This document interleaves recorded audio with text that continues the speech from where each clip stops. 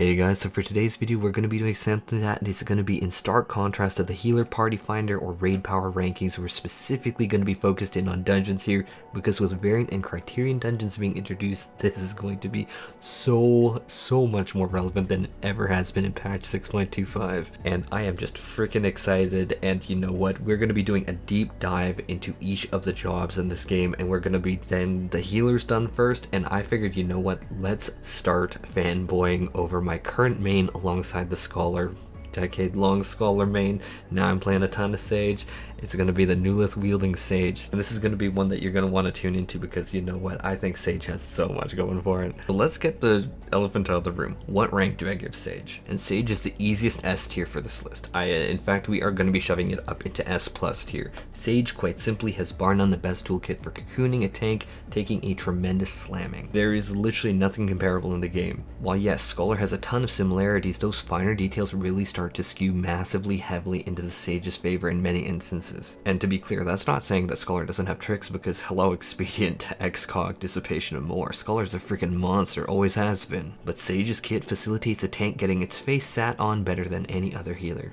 Oh my. Let's start off small with explaining why I give it such an insanely high rank. Cardia is going to be funneling heals into specifically that tank that you're targeting. It removes the questions about Eos or Selene oddities, which is always frankly nice. I want healing specifically here in this tank and not on DPS taking chip damage. This can be boosted with 20% single target healing amp Krasis, which is just insanely strong. That impacts all healing off GCD on the GCD. Krasis is amazing. Anyone saying otherwise, I don't know why, but it's freaking great. But they can also stack Krasis and Cardia with Soteria, which is a no frills, no gimmicks, 90-second cooldown that is just fantastic. Makes everything just smooth. So background healing from the Sage is absolutely great. I guess for good measure, I could also say that Fizzes 2 also has another 10% healing amp, which you can throw in the tank. I often do, because otherwise why are you letting a cooldown just go to waste? It's flatly undeniable how powerful this persistent effect can be ramped up to on the Sage. It's absolutely fantastic. To that end, people are going to be like, okay, what about proccing it? It is hilariously easy to proc Cardia on Sage in dungeons. Sage jumps up and down and has full mobility during their AoE abilities. Phlegma is a mobile melee range ability. Dyscrasia is mobile melee range. Toxicon is mobile and can be cast from afar, which is more of a perk that I'm going to be talking about later. But Sage in dungeons should easily be proccing Cardia non-stop. Now let's talk briefly about Krasis and Fizzes, which is absolutely wild. Krasis and Fizzes both amplify all healing. That means on GCD and off GCD healing, which now means all of a sudden your Eucrasian diagnosis barriers are bigger. You're healing from Drokol, which is Sage's less rate equivalent, even is impacted. This is very powerful, as it facilitates the entire rest of the Sage's kit to work better. And this is in stark contrast to abilities like Scholar's Fey Illumination, White Mage's Temperance, or Astrologian's Neutral Sect that only impact healing magic potency, and that's a very powerful keyword. That refers to specifically on GCD casts, meaning off GCD abilities like Scholar's Lust Rate wouldn't benefit, which when we're talking about a tank eating a ton of damage, that matters. And that segues amazingly into a part where I'm gonna have to fangirl over two abilities that push the Sage into this amazing crazy tier.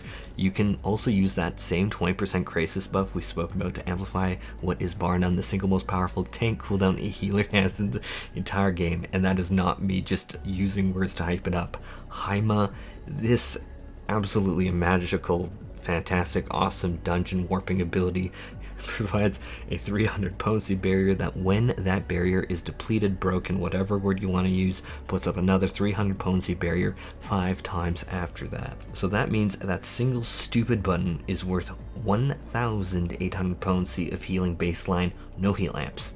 That is absolutely freaking crazy. But I did plenty of World of Warcraft Mythic Plus and want to know what is the #1 cause of tanks being lost? Spike damage. This budges up their health above that little baseline and makes it so that it's less likely that the tank will be spiked down and die.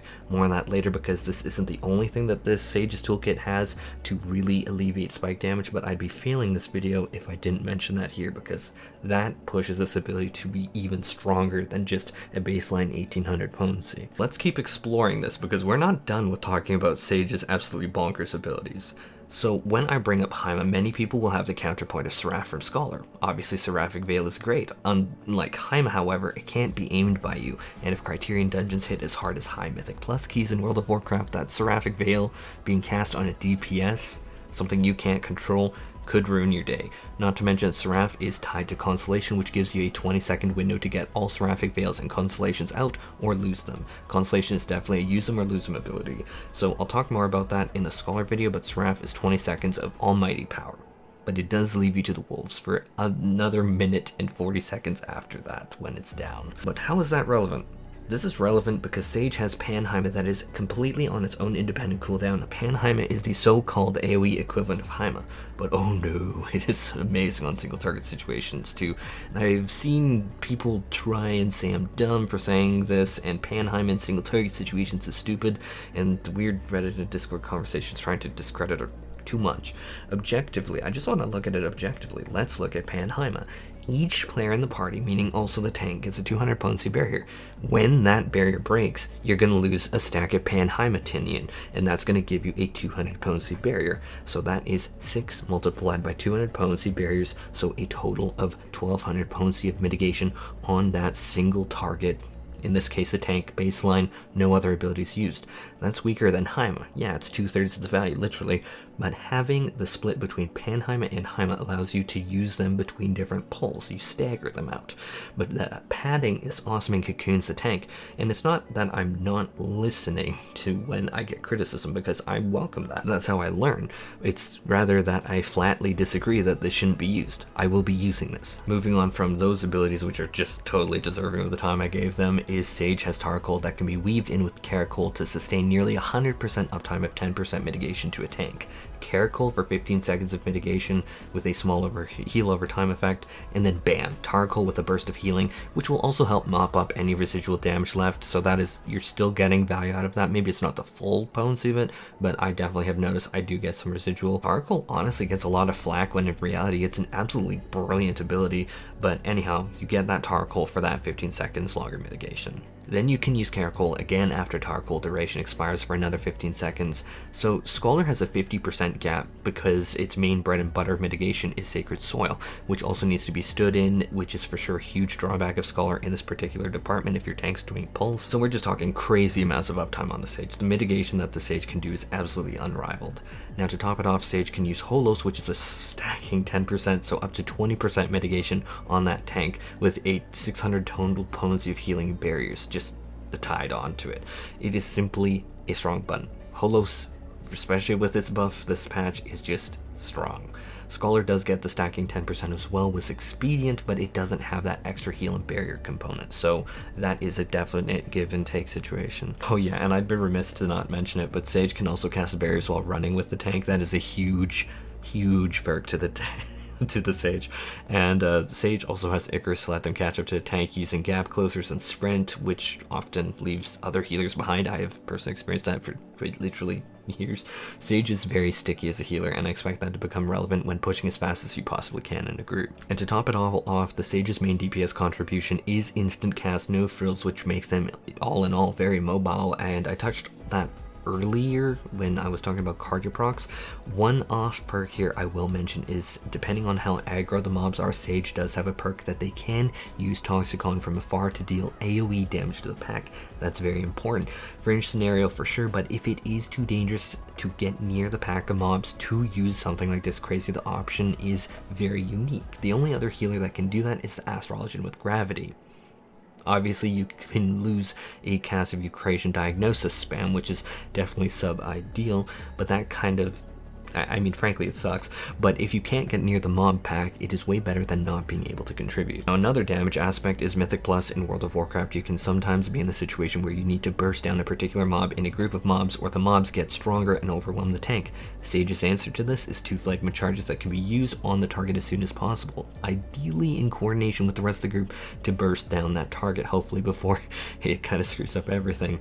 Here is where I do concede though that the Scholar's Chain Stratagem would likely be a better burst utility, but Sage is far from without options with Phlegma. Also, Sage also has big options, like it can obviously pull out Zonuma, which is an amazing emergency burst heal. One area though that I will say that Sage likely will struggle in a bit is consistent AoE damage output, where Sage's Pepsis ability, I know the Pepsi ability, everyone loves Pepsi, right? The Pepsis ability is frankly weaker than the Scholar's, which is emergency tactics. It doesn't have as much of a kick to it, and Pepsis has a 30-second cooldown timer, double what the Scholar has with emergency tactics, so I can for sure unfortunately see this being a huge pain point for Sages in that particular scenario.